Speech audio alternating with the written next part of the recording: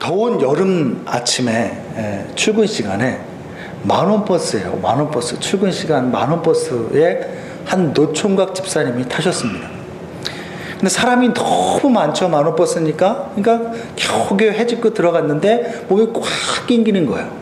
근데 여러분 만원 버스를 타보신 분은 알겠습니다만 시원하게 들어갈 때는 그렇게 몸이 옴짝달싹도 하지 않을 것 같이 이렇게 꽉 달라붙어 있다가 버스가 출발하고 좀 이렇게 흔들리고 이렇게 좀 흔들어주면 이 안에가 공간이 널널해지는 아주 신기한 기적을 우리는 많이 경험을 하게 됩니다.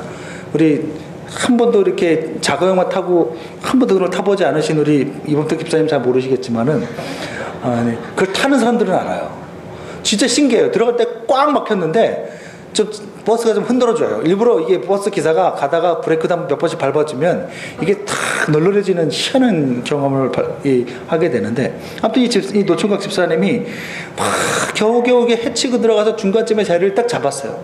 꽉 껴있죠. 정신을 차리고 보니까 왼쪽에는 나이 많으신 이 스님이 계시고 오른쪽에는 정말 쉽게 보기 힘든 절세 미인이 자기 오른쪽에 쫙 있는 거야. 벌써 향수 냄새가 기가 막혀요. 더군다나 이분의 신분이 뭐예요? 노총각 집사님이잖아요. 이 집사님이 속으로 쾌재를 부릅니다. 야, 하나님께서 오늘 나에게 일용할 양식을 주시는구나. 뭐 이런 생각. 그런데 그때였습니다. 버스가 오른쪽으로 갑자기 커브를 틀면서 총각 집사님 오른쪽으로 커브를 틀게 되면 어떻게 돼요? 사람들의 몸이 왼쪽으로 확 스님 쪽으로 몸이 기울어지는 거예요. 그렇지 않아도 더운 여름 날씨인데 이 스님 승복에서요 땀에 쩌든 냄새가 확 납니다. 그때 마침 스님이 끄하고 트름까지 하면서 김치 냄새가 확 풍겨와요. 노총각 집사님이 그때 속으로 기도합니다. 주여 시험에 들게 하지 마옵소서. 그런데 또 얼마 지나지 않아서 또 버스가 이번에는 너무나도 오른쪽으로 급하게 그 커브를 돕니다. 노총각 집사님이 환장할 지경이죠. 주여 왜 저를 이 깊은 시험의 구렁텅이에 놓으십니까? 차라리 저를 주여 이 시험에서 건져 주옵소서. 그러더니 조금 있다가 또 오른쪽으로 확 튼데 또 이게 스님한테 확 가는데 집사님이 속으로 이 총각 집사님이 울부짖는 거예요. 주여 차라리 저를 죽여 주옵소서. 그런데 바로 그때 이번에는 버스가 왼쪽으로 아주 크게 커브를 트는 겁니다. 이거 사실이 아니에요. 제가 지어낸 얘기예요. 이렇게 뭐 다들 이렇게 진짜인 것처럼 받아들이시지 말고. 이 크게 커브를 틀기 시작하는데 이게 크게 왼쪽으로 커브를 트니까 차는 사람들이 동시에 오른쪽으로 몸이 다 크게 기울어지는 거죠. 총각도 마찬가지로 총각도 오른쪽으로 기울어지는데 오른쪽에 누가 있어요? 절세 미인 있잖아요. 이야, 몸이 크게 기울어지는데 그 여인의 몸에서 나는 그 향수 냄새가 이 노총각의 코와 폐부를 찌릅니다. 그러자 총각이 반사적으로 하나님께 또 기도를 해요. 어떻게 기도해요? 주여 뜻대로 하옵소서. 아멘. 우스갯소리죠. 우스갯소리입니다만 참 많은 것을 생각하게 해줍니다. 여기서 이 노총각 집사님이 생각하는 시험과 안시험의 차이가 무엇입니까? 그 기준이 뭐냐는 거예요. 그 기준이 하나님의 뜻이라고 이 총각 집사님이 받아들이는 것과 이거는 시험이야 라고 생각하는 것의 기준이 뭐냐는 거예요. 그것은 바로 그 사람 자기의 좋고 싫음입니다. 자기에게 좋은 것이면 주의 뜻이고 자기에게 나쁜 것이고 싫은 것이면 시험이라는 거예요. 그러니까 시험이냐 안 시험이냐가 바로 나누는 것이 바로 어디에서 나와요? 자기 자신에게서 나오더라는 거예요. 그런데 우리 대부분이 시험 들었다고 말할 때 그런 식으로 우리는 시험을 생각을 합니다. 많은 분들이 시험 들었네 하는 말을, 시험 들었다는 말을 가만히 들어보게 되면요 대부분이 다 자기 기준이에요. 내가 좋으면 시험이 아니고 나한테 나쁜 것이고 나에게 손해를 끼치는 것이고 내 자존감을 낮추는 거면 그건 시험 들었다고 얘기합니다.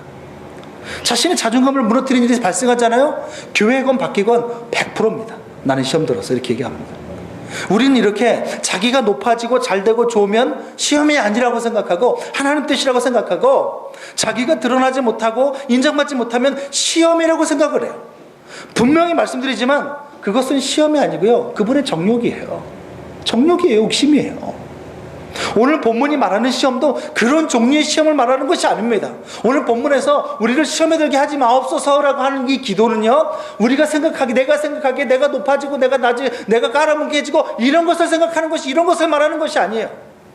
하나님의 통치를 받지 못하도록 방해하는 사단의 유혹이나 핍박으로서의 시험을 말하는 것입니다. 내가 하나님의 통치를 받으려고 하는데, 하나님의 말씀대로 순종하려고 하는데 그것을 순종하지 못하도록 막는 사단의 핍박이나 사단의 유혹을 가리켜서 오늘 본문에서 시험이라고 말하는 것입니다. 사단의 목적은요, 어쨌든 우리가 하나님의 통치를 받지 못하게 하는 데 있습니다. 어떤 방법을 쓰든 수단과 방법을 가리지 않고 사단은 우리가 하나님의 말씀대로 믿고 그 뜻대로 따라가고 순종하는 삶을 방해합니다. 왜 그렇습니까? 하나님의 뜻이 이루어지면 이루어질수록 사단의 나라와 사단의 통치가 무너져 내리기 때문에 그래요. 그리고 하나님 뜻대로 장차 주 예수님이 드디어 이 땅에 오시게 되면 이제 사단은 정수리만 밟혀가지고 꿈틀거리는 것이 아니라 이제는 완전히 하나님 앞에 멸망당하기 때문에 그렇습니다. 그런데 그 하나님의 뜻이 누구를 통해서 이루어져요? 무엇을 통해서 이루어져요? 오직 성도의 순종을 통해서만 이루어집니다. 성도들의 순종, 예수 그리스도의 제자된 사람들의 순종만을 통해서 이 하나님의 뜻이 이루어지고 하나님의 계획이 성취가 되고 종래하는 이 땅에 하나님의 나라, 예수 그리스도의 재림이 임하는 거예요. 그러니까 어떻게든 사단은 필사적으로 막는 거예요. 어떻게 고난을 줘서라도, 어떤 수단과 방법을 가려서라도 이 성도가 하나님의 뜻에, 하나님의 통치에 순응하는 것을 막으려고 하는 거예요. 그러면 사단은 어떤 방식으로 우리를 시험에 빠지게 합니까? 첫 번째는 환경적인 어려움과 핍박을 줌으로 인해서 우리가 순종하지 못하도록 합니다. 예수님을 정말 신뢰하고요, 정말로 순종하려는 사람일수록, 정말로 예수님을 사랑하고 하나님의 뜻대로 막 순종하려고 몸부림치는 사람 있잖아요. 그런 사람일수록 사단은 그 삶에 고난을 주고 환경에 어려움을 줍니다. 일이 막 꼬이게 만들고 잘 안 되게 만드는 거예요. 목적이 어디 있어요? 그렇게 자꾸 고난이 겹치고 막 한꺼번에 막 이런저런 어려움들이 닥치게 되면 어떻게 돼요? 하나님이 없는 것처럼 그렇게 해서, 그런 걸 통해서 이 사람으로 하여금 하나님이 없는 것처럼 느끼게 하기 위해서요. 하나님이 계시다면 자신을 왜 이렇게 힘들게 하느냐는 생각이 들도록 만들기 위해서입니다. 그래서 결국은 정말 이렇게 나에게 어려운 일이 계속 닥치는 거 보니까 하나님 없는 것 같아.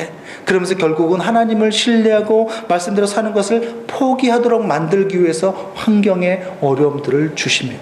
환경의 어려움들을 이 마귀가, 사단이 아주 자주 준다라는 거예요.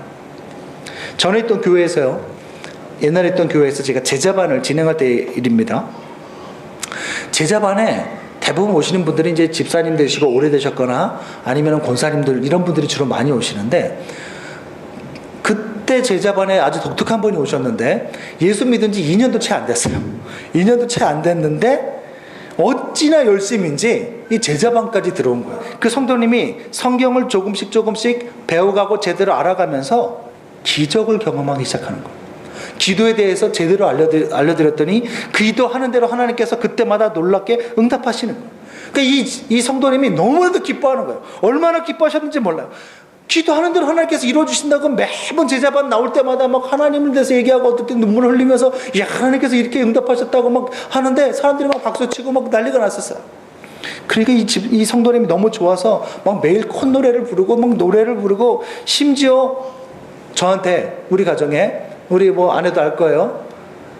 물론 자기가 집에서 쓰던 거지만 자기한테 이렇게 성경을 제대로 참 잘 알려주셔서 고맙다는 의미로 자기 집에서 쓰던 에어컨, 아니면은 가습기도 아주 비싼 가습기, 이런 거를 물론 청소해서 싹 청소해서 갖다 주시는 거예요. 그것뿐만 아니라 이런저런 도움을 많이 주시려고 노력을 하시는 거예요. 하다못해 제자반을 진행할 때마다 모든 간식을 이분이 다 손수 준비해가지고 가져오시는 거예요. 얼마나 열심히 하셨는지 몰라요. 너무 신이 나는 거예요. 기도할 때마다 막 다 움직여지고 환경적으로도 하나님께서 역사하시더라는 거예요. 그렇게 제자반을 잘 마쳤습니다. 그런데 얼마 지나지 않아 그 성도님의 삶에 어려움이 한꺼번에 닥치기 시작하는 거예요. 갑작스럽게 어려운 일이 닥쳐서는 집을 내놓게 되었는데, 팔게 되었는데, 그때 갑자기 매매 가격이 확 떨어지면서 집의 가격이 살 때보다 더 절반 가격으로 뚝 떨어져 버린 거예요. 그러니까 집도 자기가 원하는 가격에 안 팔리는 거죠. 거기다 남편은 하루아침에 직장을 잃었어요. 그리고 아이가 자기 자식이 큰아이인지 제가 작은아이인지 잘 기억이 안 나는데 학교에서 왕따를 당하면서 애가 막 죽으려고 하는 거예요. 그런데 거기에서 그쳐도 이게 힘든 일인데 평소 자신을 너무나도 괴롭히시던 시어머니가 갑자기 자신의 옆집, 자기가 살고 있던 그 옆집으로 이사를 오셔서는 정신적으로 이 성도님을 매일마다 더 괴롭히고 힘들게 만들기 시작하는 거예요. 뭐 아침 일찍 와가지고 아침에 해놓으라는 등 뭐 막 별 얘기를 다 하면서 막 이 속을 다 뒤집어 놓는 거죠. 너무 힘든 일이 막 겹치는 거예요. 그러더니 그 당시에 교회에서 아주 중요한 일을 맡으셨던 분인데 점점 이분이 얼굴이 참 교회 나올 때마다 어두워지더니 나중에는 주일날 교회를 안 나오는 거예요. 제가 전화를 드렸죠. 제자반이었던 사람이니까. 그랬더니 이런저런 이유를 대면서 너무 힘들다 그런 얘기를 하는 거예요. 그래서 가만히 결국은 들어보니까 그 요지가 뭐냐면 하나님이 정말 계시다면 자기한테 이렇게 할 수는 없다라는 거예요. 그래서 제가 그랬어요. 예전에 응답받은 그 기도의 내용들은 뭡니까? 그건 우연의 일치인 것 같다. 이렇게 얘기하는 거예요. 그리고 정말로 목사님도 자신을 이해한다면 자기를 그대로 내버려 두라는 거예요. 제가 너무 안타까워서 나중에 또 전화를 드렸죠. 나중에 그랬더니 이제는 아예 나 이제 집 가까운 교회에 나갈 테니까 더 이상 전화하지 말라. 그분이 그 교회 요람에까지 막 그 중요한 봉사를 많이 하셨던 분이에요. 2년밖에 안 되셨던 분이에요. 무엇입니까? 사단이요, 이 성도님을 더 이상 하나님을 의지하고 순종하지 못하도록 환경적인 어려움들을 주는 거예요.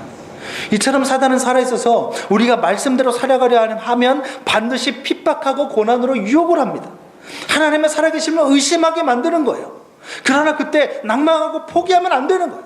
절대로 낭망하지 말고 포기하지 말기 바랍니다. 예수님은 우리를 위해 이보다 더 극심한 십자가의 고난도 당하셨어요.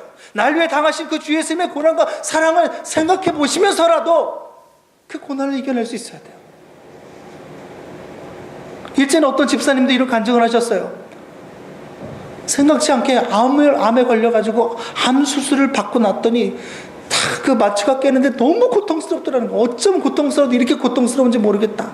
그런데 너무 힘들었는데 그 순간에 성령님께서 예수님이 당하신 고통은 이거보다 더 심하셨겠다라는 마음을 탁 주면서 오히려 그 극심한 고통 가운데 나도 예수님의 이런 고통, 이 고통을 예수님이 당하신 고통은 이거보다 더 클 것이라고 생각하니까 오히려 그 고통이 참을 만한 것이 되더라는 그런 간증을 저한테 하시더라고요.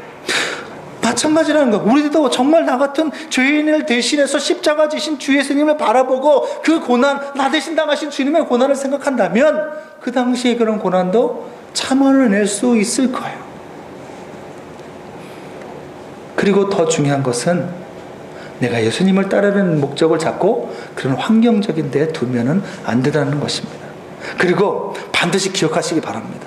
고난 중에 반드시 기억하시기 바라는 것이 무엇이냐면 우리가 겪는 그 고난은 반드시 하나님의 뜻을 더 빨리 이루게 되는 지름길이 된다는 거예요. 여러분 이 사실 믿으시기 바라요.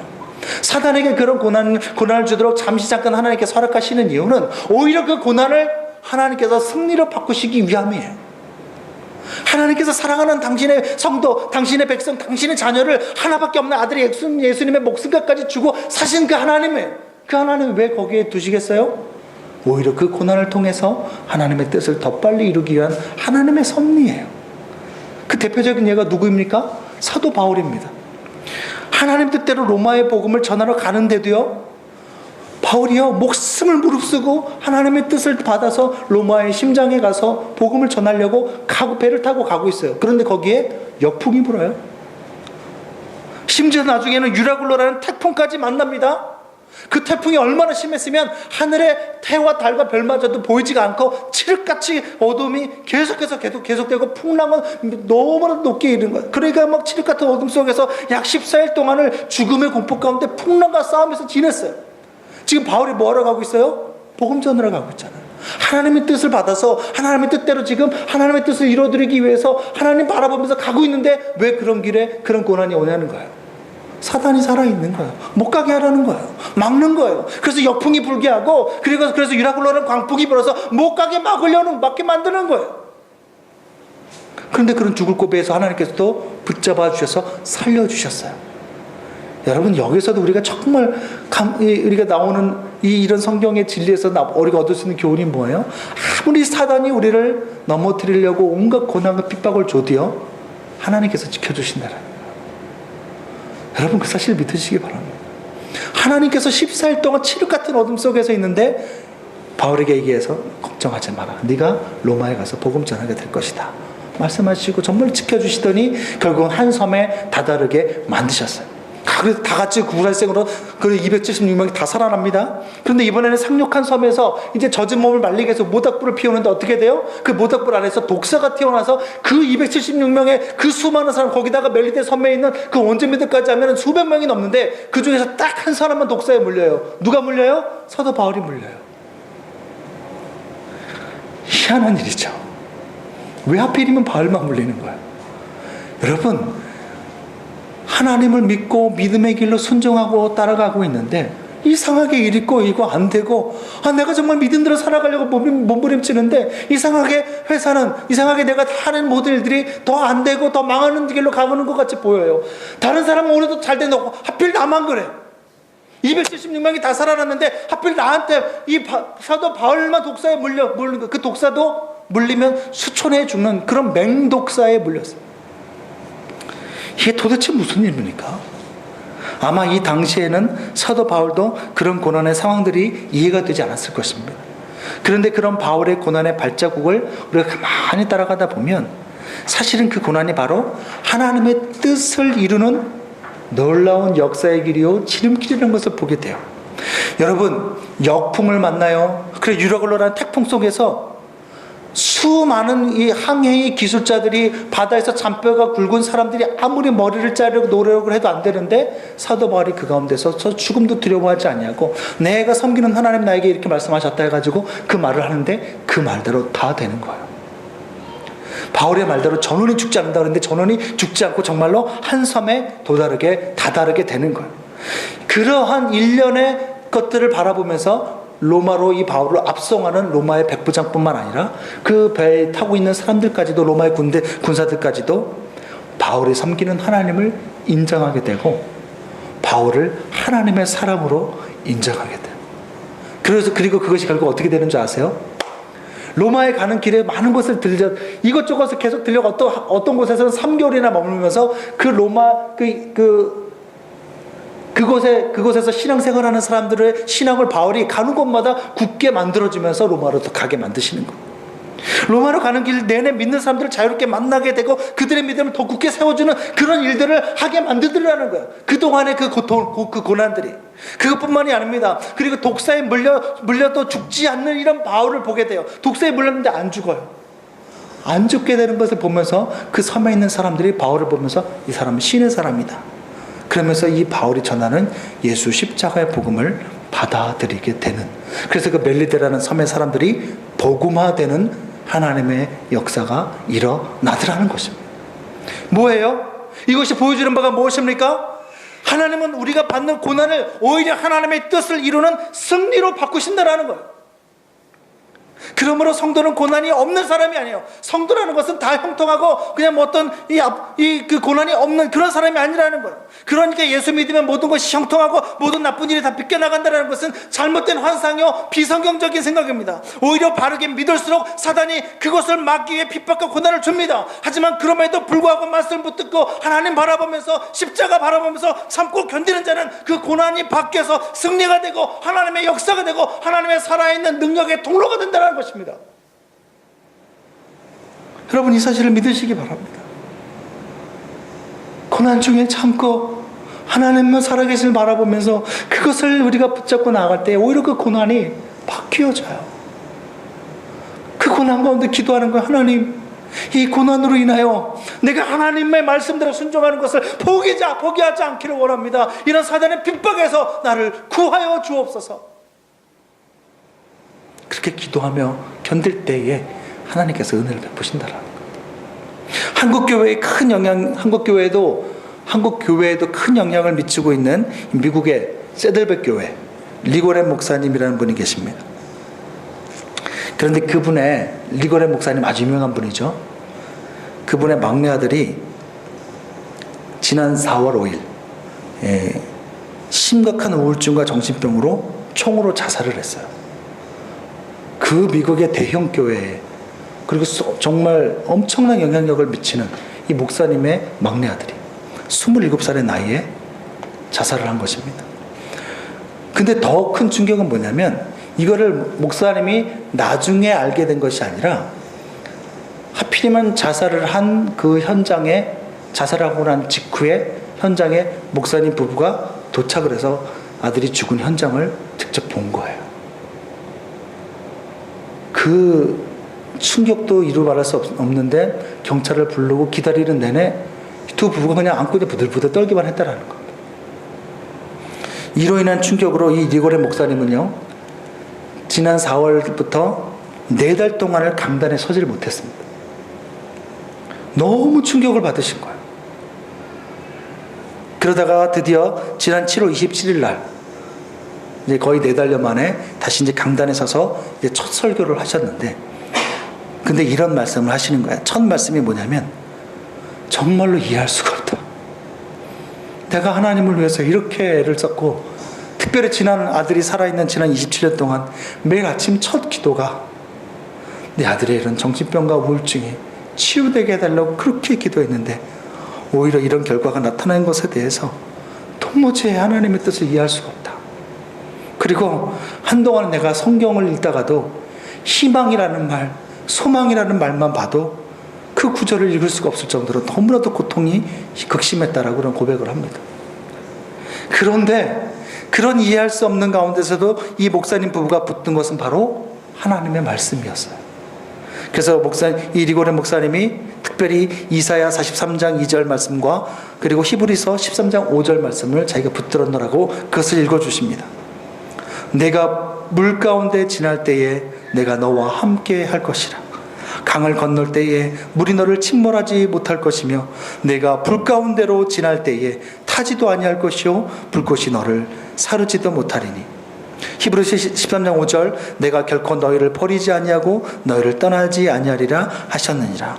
이 말씀을 정말 간절하게 붙들었다고 합니다. 그런데 그 말씀을 붙들고 한참을 기도하고 하나님 앞에 엎드리고, 하나님, 이 일로 인하여 내가 정말 하나님에 대한 신뢰와 하나님의 마음의 뜻대로 순종하는 것에서 멀어지지 않게 해달라고 그렇게 기도하는데, 나중에 하나님의 은혜가 너무나도 크게 하나님의 위로가 자신과 자신 아내의 마음속에 임하는 것을 경험했다고 합니다. 그리고 그 위로와 은혜가 너무 크게 느껴져서 나중에는 자신들이 하나님께 받은 그 은혜로 다른 힘든 사람들을 위로하는 일에 자신들의 남은 인생을 드리기로 결단했다고 그렇게 고백하는 그런 말씀을 하셨습니다. 무슨 말이냐면, 아들의 자살 사건이 오히려 아들과 같이 깊은 우울증과 절망에 빠진 사람들을 돌아보게 만드는 계기가 되었다라는 거예요. 그래서 그 사람들을 평생 도우라는 사명으로 알아 평생 그것을 위해서 자기가 남은 기간을 더 충성하겠다라는 거예요. 그리고 마지막으로 이렇게 결론을 내리셨어요. 우리에게 일어나는 일을 우리는 다 이해할 수 없습니다. 하지만 하나님의 지금까지의 사랑과 그 은혜를 생각해 볼 때 우리는 기뻐할 수 있습니다 라고 얘기하면서, 우리 세들백교회 성도님들에게도 이해할 수 없는 일이 일어날 때 하나님을 바라보면서 여러분 기뻐하시기 바랍니다. 이렇게 말씀을 마무리 지으셨어요. 주 안에서 사랑하는 성도 여러분, 지금의 고난은요 오히려 하나님의 뜻을 이루는 지름길이 될 수 있음을 믿으시기 바랍니다. 십자가의 은혜를 바라보며 지금의 고난을 견뎌내시기 바랍니다. 반드시 하나님의 뜻을 이루어드리게 되는 영광을 우리가 보게 된다는 거예요. 여러분, 그리고 두 번째로 사단이 우리를 유혹하는 것이 무엇입니까? 핍박이나 고난이 아니라 이번에는 우리 자신의 복음보다, 십자가의 복음보다, 예수 그리스도보다 우리 자신의 유익에 더 집중하도록 우리를 유혹합니다. 사단은요 주 예수님만으로는 부족하다고, 그리고 복음만으로는 살 수 없다고 우리를 유혹합니다. 성공과 물질이 있어야지만 행복하고 평안할 수 있고 만족할 수 있다고 속입니다. 복음이 밥 먹여주냐고 물어봅니다. 하나님의 말씀대로 살다가 굶어 죽을 것이라고 그런 지식으로 우리를 유혹합니다. 그러면서 세상의 절대 다수가 살아가는 방식을 좀 보라는 거예요. 너 그런 식으로 살다가 굶어 죽는다라는 거예요. 좀 현실적으로 생각하라는 것입니다. 우리가 예수 믿는 것도 결국은 다 잘 먹고 잘 되고 성공하려고 하는 거 아니냐고 그렇게 우리에게 물어봅니다. 이런 세속적인 가치관으로 온통 우리의 마음을 뒤흔들어 놓는 거예요.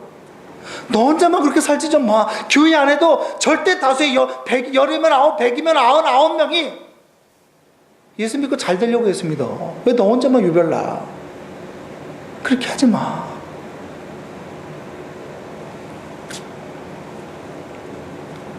그런데 그것이 바로 사단의 유혹이라는 거예요. 세상의 절대 다수가 이것이 옳다고 간다 하더라도 성경이 그것을 아니라고 얘기한다면 우리는 아니라고 믿고 따라가야 돼요. 예수님께서 뭐라고 말씀하셨어요? 넓은 길로 가지 마라. 그 길은 찾는 길 사는 사람들이 많다. 멸망으로 가는 길이다. 좁은 길로 가라고 말씀하시잖아요. 나를 따르려거든 자기를 부인하고 자기 십자가를 지고 나를 따르라고 말씀하셨잖아요. 그 길이 쉬운 길일 것 같아요? 절대 다수가 교회 안에서 보세요. 절대 다수의 예수 믿는다는 사람들조차 예수님을 믿는 것을 일종의 취미생활 정도로 합니다. 그리고 자기가 잘 되기 위해서 믿는 거예요. C.S. 루이스 목사님이 쓴 스크로테이프의 편지라는 그런 책이 있습니다. 읽어보신 분 계십니까? 이거는 삼촌 마귀가 조카 마귀에게 보내는 편지예요. 어떤 편지일까요? 어떻게 하면 성도들을 유혹해서 하나님을 의지하지 않고 하나님으로부터 멀어지게 만들고 넘어지게 만들까? 자기가 평생 살아보니까 조카 마귀한테 야 이렇게 하니까 다 넘어지더라 하면서 삼촌 마귀가 조카 마귀에게 어린 마귀에게 자신의 노하우를 알려주는 그 편지가 바로 스크루테이프의 편지라는 그런 이 내용입니다. 그 내용 중에 보면 이런 내용들이 나옵니다. 제가 좀 약간 번역이 어렵게 돼 있어서 좀 약간 의역을 했어요. 예수님이 진리이기 때문에 믿게 만들지 말고 무엇인가 다른 이유가 있기 때문에 믿게 만들어라. 무슨 말인지 알겠어요? 예수님이 하나님의 아들이시고 그분이 나를 십자가에 죽으셨다. 그분이 내 인생의 주인이시다. 그것이 진리이기 때문에 예수님을 따르라는 것이 아니라 다른 이유, 다른 목적, 그것 때문에 따르게 만들라는 거예요. 또 이런 내용이 있습니다. 어찌하든 성도들로 하여금 물질적 풍요로움을 찾게 만들어라. 그리고 또 실제로 그 물질의 풍요로움을 얻게 만들어 줘라. 그러면 풍요로운 중년기를 보내는 사람은 세상에서 자기의 자리를 찾았다고 생각한다. 하지만 실제로는 세상이 그 사람 속에 자리를 잡게 된다. 이 무슨 말인지 알겠어요? 참 무서운 내용이 아닐 수 없습니다. 무조건 예수자 갖다 붙이면 다 신앙이 아니라는 거예요. 예수를 믿어도 그 목적이 자기가 누릴 유익과 이기적인 목적 때문에 믿고 있다면 그것이 바로 사단의 전략에 속아 넘어가고 있다는 것입니다. 그리고 사단의 목적대로 물질적인 풍요에 사로잡히게 되면 하나님의 말씀이 그 심장 가운데 자리 잡는 것이 아니라 세상이 그 마음에 자리를 잡게 된다는 거예요. 그렇게 성도가 유혹에 넘어가게 되면 몸은 교회에 있어도 하나님의 다스림이 아니라 결국은 세상의 다스림을 받고 사단의 다스림을 받는 죽은 성도가 된다는 거죠. 그리고 그것은 반드시 하나님의 뜻을 방해하는 삶으로 나타나게 되어 있어요. 마태복음 16장에 보게 되면요, 예수님이 제자들에게 사람들이 예수님 자신을 누구라고 생각하느냐고 묻는 장면이 나옵니다. 그때 제자들이 세례 요한이라고 합니다. 더러는 엘리야라고 합니다. 더러는 예레미야라고 합니다. 그렇게 대답을 합니다. 그때 예수님이 제자들에게 다시 물어보십니다. 너희는 나를 누구라고 하느냐? 그런데 그때 베드로가 멋진 대답을 하죠. 주는 그리스도시요 살아계신 하나님의 아들이시니이다. 예수님이 칭찬하십니다. 바요나 시몬아. 바요나라는 건 요나의 아들 시몬한테 바가 아들이라는 뜻이거든요. 요나의 아들 시몬아, 내가 참 복이 있다. 이것을 내게 알게 하신 것은 내가 아니요 하늘에 계신 너의 아버지시다. 이렇게 칭찬하십니다. 그리고는 이어서 예수님 자신이 이제 예루살렘에 올라가서 고난을 받으시고 십자가에 죽으시고 3일 있다가 다시 살아나실 것을, 부활하실 것을 말씀해 줍니다. 예루살렘에 이제 자기가 이제 올라가게 되는데 고난받고 십자가에 죽을 거다.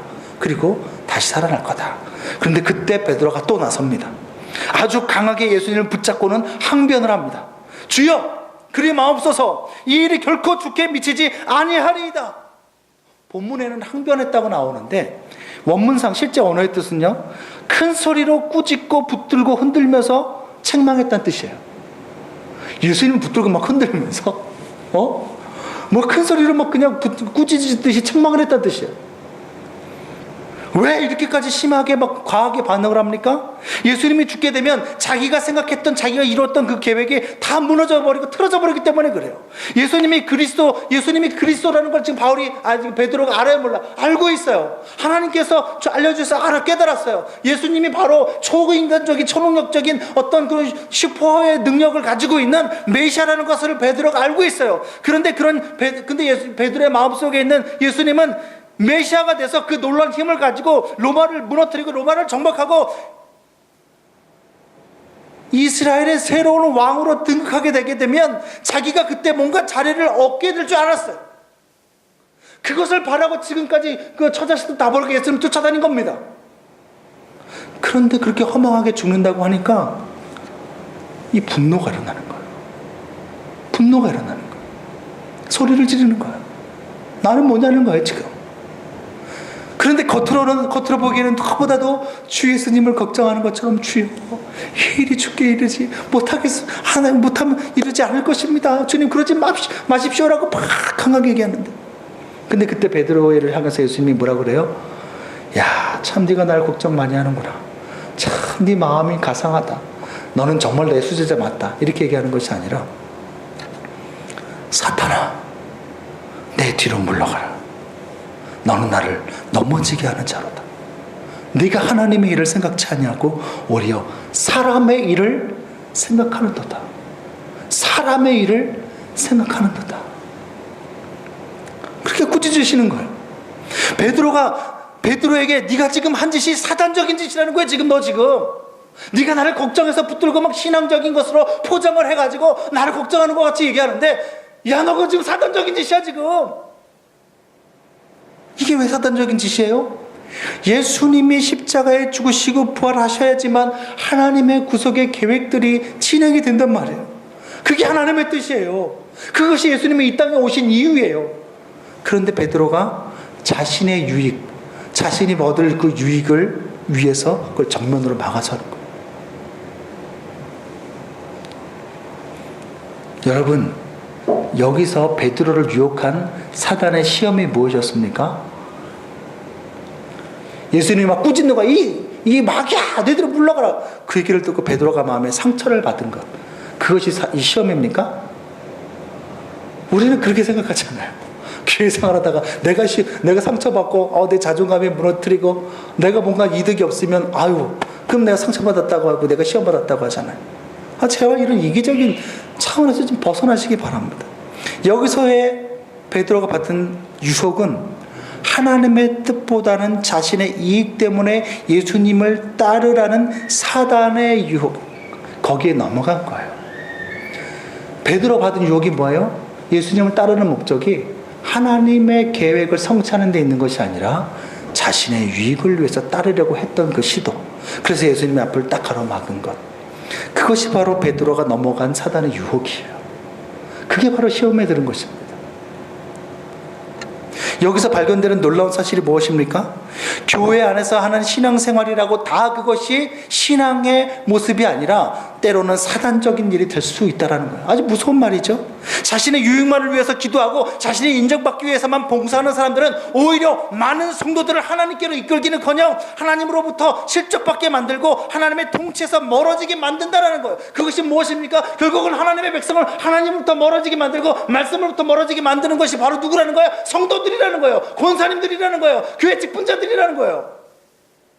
목적을 자신의 유익에다 놓고 자신이 높아지는데 그것을 위해서 예수를 믿고 예수를 섬기니까 매번 입만 열었다면 무슨 얘기를 하는 줄 아십니까? 내가 예수 믿었더니 내 아들이 이번에 서울대학교 들어갔어. 이번에 삼성그룹에 입사했어. 거기서 막 승승장구해. 그러면 그렇지 못한 대다수의 성도들은 그 말을 들을 때 어떻게 하겠어요? 그게 성공입니까? 그것이 성경이 말하는 승리예요? 그럼 사도 바울은 실패한 사람입니까? 목 잘려서 죽었는데 나중에 부잣집 아들이 결국은 가말리엘, 그 당시 최고의 석학 밑에서 공부했던 그런 사도 바울이 너무나도 비참하게 이방 땅에 가서 목 잘려 죽었는데 그것이 성공입니까? 성경이 그것을 성공이라고 가르치고 있습니까?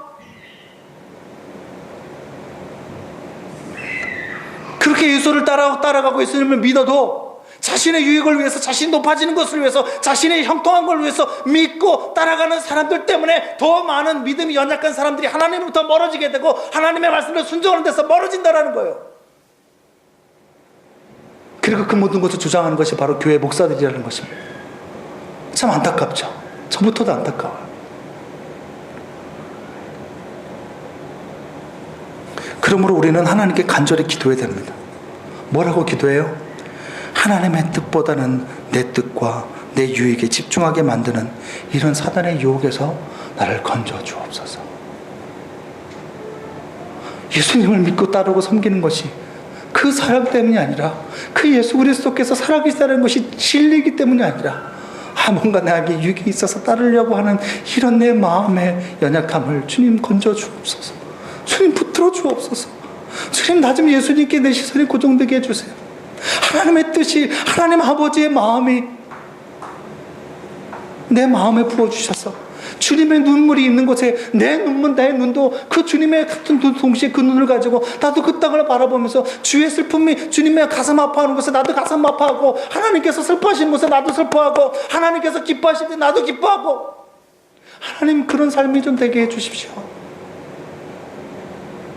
그렇게 기도하는 게 바로 이 시험에 들지 말게 해달라는 기도예요.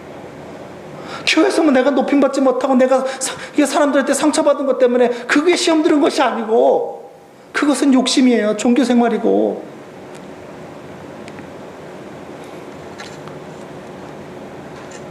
하나님께 간절히 그래서 우리는 기도해야 돼요. 하나님의 뜻보다는 내 뜻과 내 유익에 집중하게 만드는 사단의 유혹에서 제발 좀 날 건져주십시오. 그런데 좀 믿는다고 하는 사람들조차도 기도라는 것을 그렇게 기도하지 않는 거예요. 예전에 어떤 믿는다고 하는 한 자매가, 제가 정말 싫어해요. 들어보세요. 배우자를 놓고 기도하는데 이렇게 기도하는 것을 들었어요. 어떻게 기도하냐? 자기가 자기 입으로 얘기해요. 목사님 저는요 키가 어떻게 기도하는 줄 아세요? 아주 구체적으로 기도해요. 내 보이들을 놓고 아주 구체적으로 조목조목 기도해요. 키는 180 이상이어야 되고요. 얼굴은 정우성 정도면 정우성 정도여야 되고요. 좀 옛날 얘기 분이거든요. 연봉 7천 이상의 안정적인 직장이 있어야 되고요. 신앙 좋고 가정적인 남자여야 돼요. 그리고 나만 사랑해 줄 수 있는 배우자를 만나게 되도록 자기는 구체적으로 조목조목 기도한다는. 제가 왜 그렇게 구체적으로 정해서 기도하냐고 물어봤어요. 그랬더니 뭐라고 얘기하는 줄 아십니까? 그렇게 해야 응답되었을 때 하나님께로부터 온 것인지 아닌지 안다라는 거예요. 참 그럴듯하죠. 그런데 이 기도 안에는요 하나님의 뜻이나 하나님의 주권은 하나도 없고 오직 자기의 뜻과 자기의 욕심만 가득 들어있어요. 이것은 예수님이 우리에게 가르쳐 주신 기도와는 완전히 거리가 먼 기도입니다. 이런 식의 기도는요 아무리 기도하고 금식하고 별 정성을 다해도 그냥 종교 행위에 불과합니다. 왜 그렇습니까? 전혀 하나님의 통치와 주권을 인정하지 않는 기도이기 때문에 그래요. 정말로 하나님의 신실하심과 사랑을 믿고 드리는 기도는 하나님께 맡기는 기도입니다. 하나님의 주권에 맡기는 그런 기도예요. 어떤 사람이든 나를 사랑하시고 나를 구원하시고 사랑하시는 하나님의 뜻이라면 내가 믿고 만나겠습니다.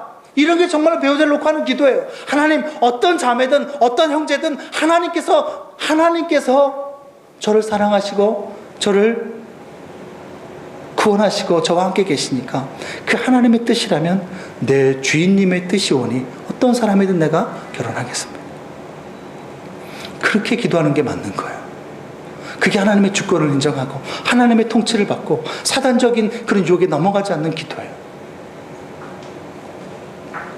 오히려 기도할 때, 그러니까 이렇게 해야 되는 거죠. 오히려 기도할 때 남자 하나 잘 만나서 내 팔자를 고치고 남자 하나 잘 만나서 내 미래의 안정을 꾀하려는 이런 사단적인 통치에서 벗어나게 해달라는 기도가 오히려 배우자에 맞는 정말 바른 배우자를 위한 기도가 된다는 것입니다. 이처럼 사단은요 핍박으로 우리를 유혹하고 세속적인 가치관으로 우리를 유혹합니다. 그래서 하나님의 통치를 받지 못하도록 우리를 방해합니다. 예수 생명 안에 있어서 살아있는 성도는요, 반드시 사단의 핍박과 유혹을 반드시 받게 되어 있어요. 이런 싸움이 없는 사람, 이런 유혹이 없는 사람, 이런 핍박이 없는 사람은요, 사실은 교회는 다 왔다 갔다 할지는 몰라도, 사람들로부터 신앙이 좋다고 칭송을 받을지 몰라도, 실제로 하나님의 눈으로 보면 그 영혼은 죽은 영혼이거나 그 믿음은 거의 연약한 믿음일 경우가 많습니다. 죽은 성도라는 거예요. 왜 그래요? 그런 싸움이 없어. 그런 사단의 고난이 없어. 그런 사단의 유혹이 없어요. 무슨 뜻입니까? 사단 마귀가 건드릴 필요를 느끼지 못할 정도로 그 사람은 이미 사단적인 삶을 잘 살고 있다는 뜻이에요. 사단적인 삶이 뭐라고요? 그것은 사람을 속이고 반인륜적인 못된 짓, 이런 것을 하는 것이 사단적인 삶이 아니에요. 그게 뭐라고요? 베드로가 무슨 짓을 저질렀길래 마귀 짓이라고 예수님께 꾸짖음을 받았어요? 자기의 유익, 자기의 생각대로 예수님을 막는 것뿐이에요. 예수님의 앞길을 막는 것뿐이에요. 그런데 그게 사단적인 행위라고 사단적인 짓이라고 말씀하고 있어요. 결국 사단적 삶이라는 것은 무엇입니까? 내 마음대로, 내 마음이 시키는 대로 내 유익을 위해서 사는 것이 사단적 삶이라는 거예요. 뭐라고요?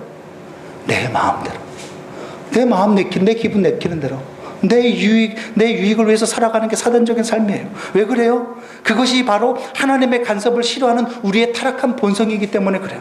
하지만 예수를 제대로 믿고 그 안에 성령님이 함께하는 사람은요, 이런 우리의 타락한 본성을 거스를 수가 있습니다.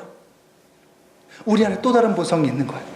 나는 예수 십자가의 보혈로 말미암아 다시금 구원받은 하나님의 사람이기 때문에 이렇게 살 수는 없다라고 생각을 합니다. 내 마음 안에 또 다른 마음이 또 있어요. 그래서 내 마음대로가 아니라 하나님의 뜻대로 살려고 노력을 합니다. 그러니 싸움이 생기고 마음에 갈등이 생기는 거예요. 또 그렇게 하나님 뜻대로 살려고 하니까 마귀가, 사단이 또 건드리고 방해를 하는 것입니다. 이정교에서 신방을 하는데 한 집사님이 이런 말씀을 하시는 거예요. 목사님, 저는 너무 평안하고 형통해서 탈이에요. 도대체 걱정거리가 없어요. 그렇다면 두 가지 중에 하나입니다. 정말로 믿음이 좋아가지고 이분이 웬만한 신앙에도 끄떡하지 않는 그런 사람이거나, 아니면 사단이 건드릴 필요가 없을 정도로 신앙적으로 죽어 있는 사람이라는 거예요. 아무리 교회 봉사 많이 하고 기도 많이 하는 것처럼 보여도 실상은 하나님의 말씀이 그 사람을 다스리고 있는 것이 아니라 그 사람의 욕심과 그 사람의 생각이 그 집사님을 통치하고 있는 것입니다. 그런 사람은 사단이 건드릴 필요가 없는 거죠. 오히려 사단이 더 많은 풍요와 더 많은 형통을 그 손에 쥐어줘서 그게 신앙생활 잘하는 것이라고 생각하고 그 길로 계속 달려가게 만듭니다. 말씀을 정리합니다.